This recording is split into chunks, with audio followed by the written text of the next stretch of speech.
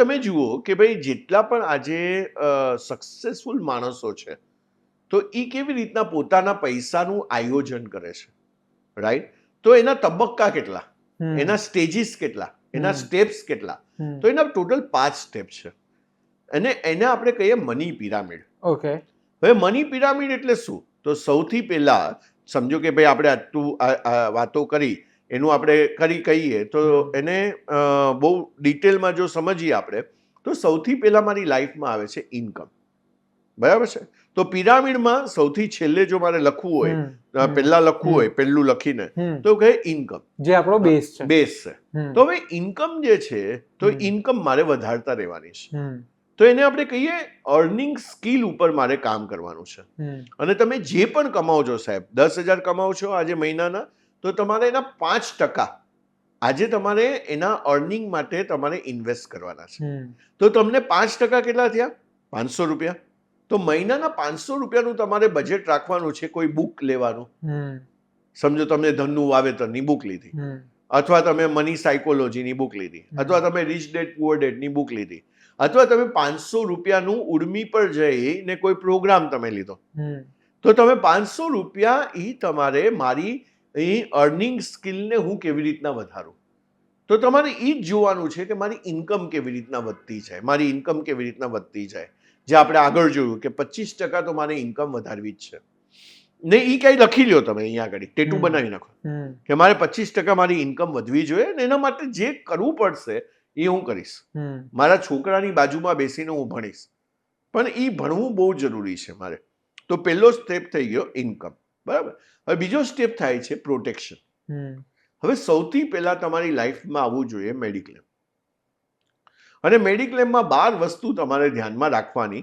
જે તમારે ડિટેલમાં સમજવું હોય તો VTVનો જ આપણો પોડકાસ્ટ છે જેમાં અમે બધી વસ્તુ વાત કરી છે, ડીકોડ કરેલું છે મેડિક્લેમ કેવો હોવો જોઈએ. પણ એક જ વસ્તુ મેડિક્લેમમાં કહું તો હવે નવું આવી ગયું છે સાહેબ, ઇન્ફિનિટી બોનસ. હવે તમારે ટોપઅપ કરવાની જરૂર નથી, સુપર ટોપઅપ કરવાની જરૂર નથી. મેડિક્લેમ તમારો ખાસ્સો હોવો જોઈએ. અને ખાસ્સો એટલે કેટલો હોવો જોઈએ? તો આજે તમારું 10 લાખ 20 લાખથી કાંઈ થવાનું નથી, રાઈટ? અને મેડિક્લેમ એટલા સસ્તા થઈ ગયા છે હવે કે તમને એટલું પ્રીમિયમ જે છે એ એટલા સસ્તામાં મળે છે કે એનું એ બધું મેં એ વિડીયોમાં કીધેલું છે. તો ઇન્ફિનિટી બોનસ તમે જોજો એની અંદર. તો મેડિક્લેમ થઈ ગયો પ્રોટેક્શનમાં. બીજું આવે છે તમારી આજે term plan, pure term plan, vanilla term plan, ULIP ફુલિપ કાંઈ નહીં. મેં પ્યોર ટર્મ પ્લાન લઈ લીધો. હવે ટર્મ પ્લાન તમારે કેટલો લેવો જોઈએ? તો એની ફોર્મ્યુલા છે લાઈફ, LIFE. તો L એટલે લાયબિલિટીઝ. તો L ની સામે તમારી જેટલી પણ લાયબિલિટી છે લખી નાખો, 2 લાખ 5 લાખ 10 લાખ. પછી L પછી I, ઇન્કમ ફોર ડિપેન્ડન્ટ. તો હવે મારી વાઈફ છે, તો મારે સમજો કે ભાઈ મને કાલે કંઈક થાય છે. આપણે કીધું ને સાપ સીડીની રમત છે. હવે સાપ મને કરડી ગયો અને હું કાલે નથી. હવે હું શું મૂકીને જઈ રહ્યો છું? તો હા, તો લાયબિલિટી ન હોવી જોઈએ, તો એટલાનો મેં ઇન્સ્યોરન્સ લઈ લીધો. હવે ઇન્કમ ફોર ડિપેન્ડન્ટ. હવે મારી વાઈફને 25,000 રૂપિયા કે 50,000 રૂપિયા કે લાખ રૂપિયાની ઇન્કમ મારે મૂકીને જવી છે હર મહિને. આજે હું લાખ કમાઉં છું, લાખ રૂપિયા ફેમિલીમાં ખર્ચો થઈ ગયો છે. ઇન્ટુ 20, આજે લાખ રૂપિયા ઇન્ટુ 12 ઇન્ટુ 20, તો 12 લાખ ઇન્ટુ 20, 2,40,00,000.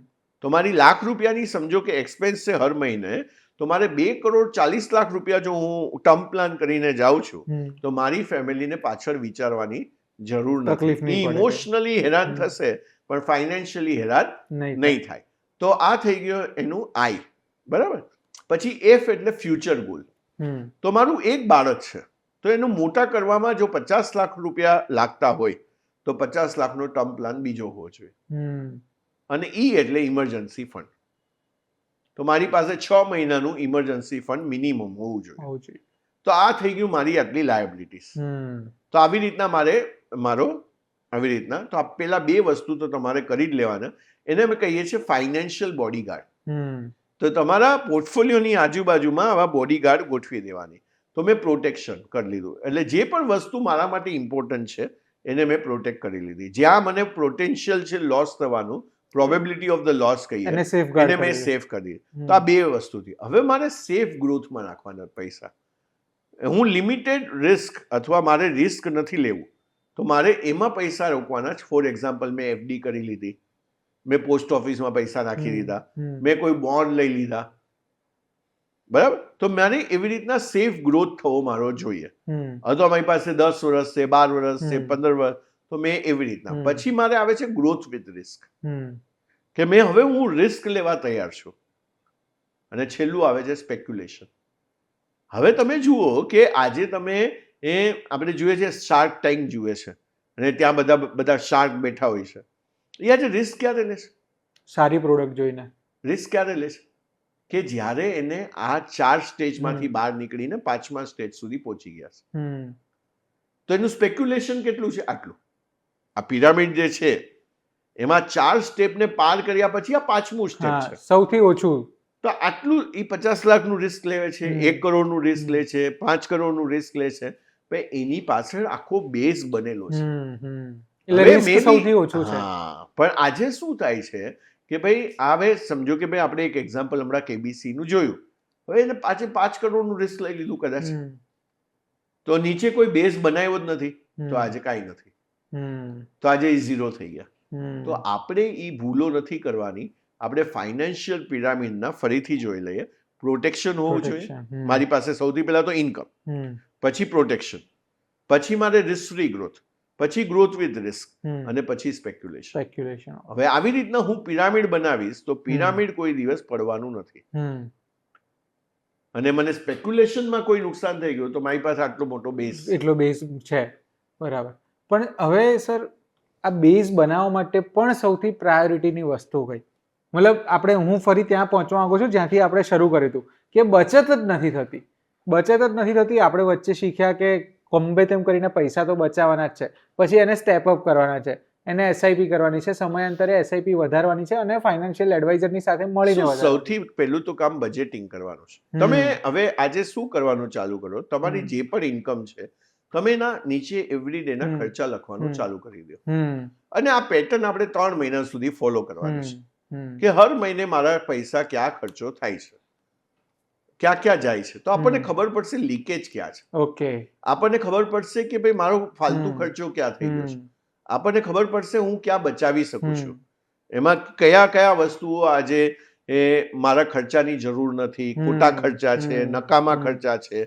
તો જ કારણ કે આજે તમે જુઓ કે ભાઈ હું કોઈ પણ વસ્તુને તમે મોનિટર નહીં કરો ને, આજે આપણે ક્લાસમાં પણ મોનિટર હતા, નહીં તો લોકો તોફાન કરવા માંડતા હતા, તો એવું જ થશે. આપણા પૈસા હોય એવી રીતના તો વેડફાયા કરશે.